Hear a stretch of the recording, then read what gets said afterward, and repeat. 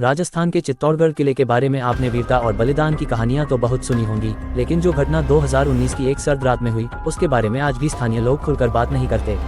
कहते हैं कि किले के एक बंद हिस्से से आधी रात के बाद औरतों के रोने की आवाजें आती हैं। जो भी उन आवाजों का पीछा करता है वह या तो डर के मारे भाग जाता है या फिर ऐसी चीज देख लेता है जिसे कभी भूल नहीं पाता। दिसंबर की ठंडी रात थी। दिल्ली से आए 4 दोस्त अंकित, विशाल, रोहन और समीर राजस्थान घूमने निकले थे। दिन भर घूमने के बाद उन्होंने चित्तौड़गढ़ किले का इतिहास सुना। गाइड ने उन्हें कई बार चेतावनी दी कि सूर्यास्त के बाद किले के कुछ हिस्सों में न जाएं। उसने बताया कि रात में वहां अजीब आवाजें सुनाई देती हैं। चारों दोस्तों ने इसे अंधविश्वास समझकर हंसी में उड़ा दिया, लेकिन उसी रात उन्होंने तय किया कि वे किले के अंदर छिपकर रात बिताएंगे और सच जानकर रहेंगे।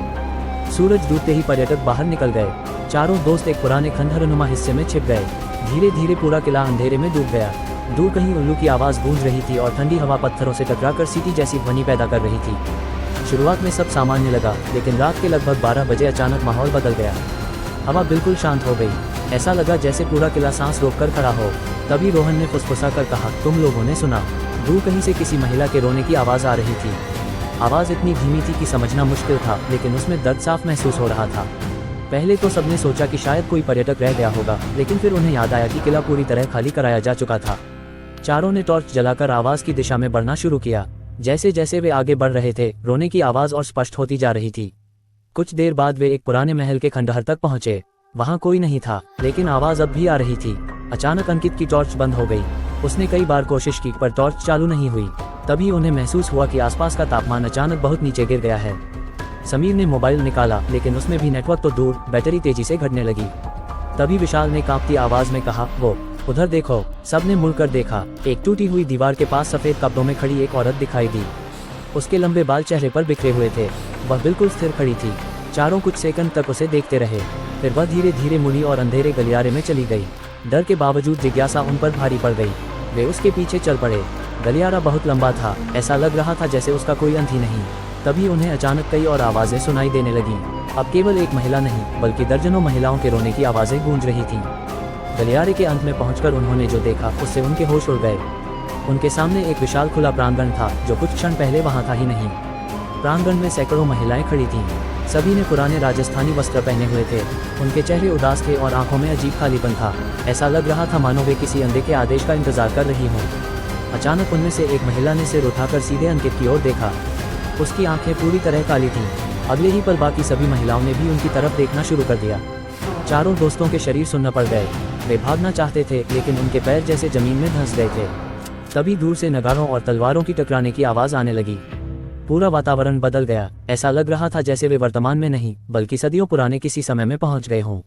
उनके सामने युद्ध का दृश्य उभरने लगा। चीखें, धुआं और आग हर तरफ दिखाई देने लगी। अचानक प्रांगण के बीचों बीच आग की एक विशाल लपट उठी। महिलाएं एक एक करके उस आग की ओर बढ़ने लगीं। उनके चेहरों पर भय नहीं, बल्कि एक अजीब दृढ़ता थी। रोहन चिल्लाया, यह क्या हो रहा है? लेकिन उसकी आवाज जैसे हवा में ही खो गई।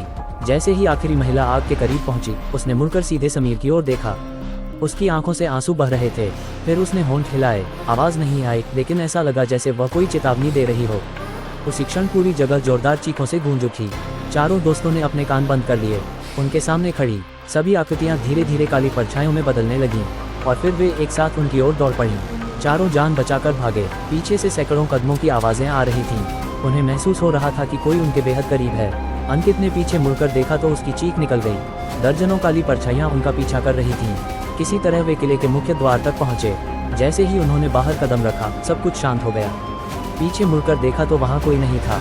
न परछाइयां, न आवाजें, न आग, केवल अंधेरा और खामोशी। सुबह होने पर उन्होंने अपनी पूरी कहानी एक बुजुर्ग स्थानीय व्यक्ति को सुनाई। बुजुर्ग का चेहरा पीला पड़ गया। उसने बताया कि जिस स्थान का उन्होंने वर्णन किया था, वहाँ कभी सदियों पहले जौहर हुआ था।